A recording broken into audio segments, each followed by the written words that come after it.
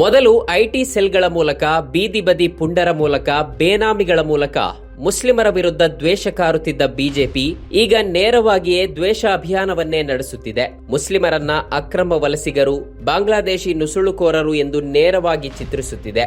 ತನ್ನ ಅಧಿಕೃತ social media ಖಾತೆಗಳಲ್ಲೇ ನಿರಂತರ ಮುಸ್ಲಿಂ ದ್ವೇಷ ಹರಡುತ್ತಿದೆ. ಈಗ ಎಸ್ಐಆರ್ ಹೆಸರಲ್ಲಿ ಬಿಜೆಪಿ ಹೊಸತೊಂದು ಮುಸ್ಲಿಂ ದ್ವೇಷ ಅಭಿಯಾನವನ್ನ ಯಾವುದೇ ಅಡೆತಡೆ ಇಲ್ಲದೆ ನಡೆಸುತ್ತಿದೆ. ಇದರಲ್ಲಿ ಮುಸ್ಲಿಂ ಸ್ತ್ರೀ ಪುರುಷರನ್ನ ದೇಶ ವಿರೋಧಿಗಳಂತೆ, ಇಲ್ಲಿನ ಮುಸ್ಲಿಮರೆಲ್ಲರೂ ಅಕ್ರಮವಾಗಿ ಬಂದು ಸೇರಿಕೊಂಡವರು ಎಂಬಂತೆ ಚಿತ್ರಿಸಿ ಬಿಜೆಪಿ ಒಂದಾದ ಮೇಲೊಂದು ವಿಡಿಯೋ ಬಿಡುಗಡೆ ಮಾಡುತ್ತಿದೆ. ಇವು ಎಸ್ಐಆರ್ ಕುರಿತ ಜಾಗೃತಿಗಿಂತಲೂ ಹೆಚ್ಚಾಗಿ ಮುಸ್ಲಿಮರ ವಿರುದ್ಧ ದ್ವೇಷ ಹರಡಲೆಂದೇ ಮಾಡಿದ ವಿಡಿಯೋಗಳಂತಿವೆ. ಆದರೆ ಸರ್ವ ಜನಾಂಗದ ಶಾಂತಿಯ ತೋಟ ಮಾಡ್ತೀವಿ, ದ್ವೇಷಕೋರರನ್ನ ನಿಷೇಧಿಸ್ತೀವಿ, ಅವರ ಹೆಡೆಮುರಿ ಕಟ್ತೀವಿ ಅಂತ ನಾಡಿನ ಜನರಿಗೆ ಭರವಸೆ ಕೊಟ್ಟಿರುವ ಕಾಂಗ್ರೆಸ್ ಸರ್ಕಾರ ಏನ್ ಮಾಡ್ತಿದೆ? ನೂತನ ಗೃಹ ಸಚಿವರಾದ ಪ್ರಿಯಾಂಕ್ ಖರ್ಗೆ ಅವರ ಗಮನಕ್ಕೆ ಇದು ಈವರೆಗೂ ಬಂದಿಲ್ವಾ? ಅವರು ಗೃಹ ಸಚಿವರಾದ ಬಳಿಕ ಪ್ರತಿಯೊಂದು ಸಭೆಯಲ್ಲೂ ದ್ವೇಷಕ್ಕೆ ಆಸ್ಪದ ಇಲ್ಲ ಎಂದು ಹೇಳಿದ್ದಾರೆ.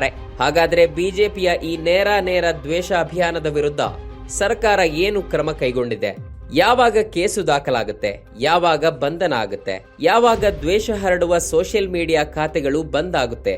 ರಾಜ್ಯದ ಜನರು ಈ ಪ್ರಶ್ನೆ ಕೇಳ್ತಾ ಇದ್ದಾರೆ.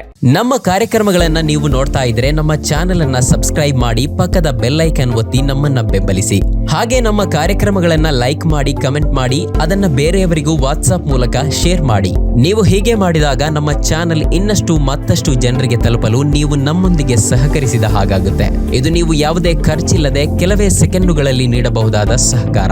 ಧನ್ಯವಾದಗಳು.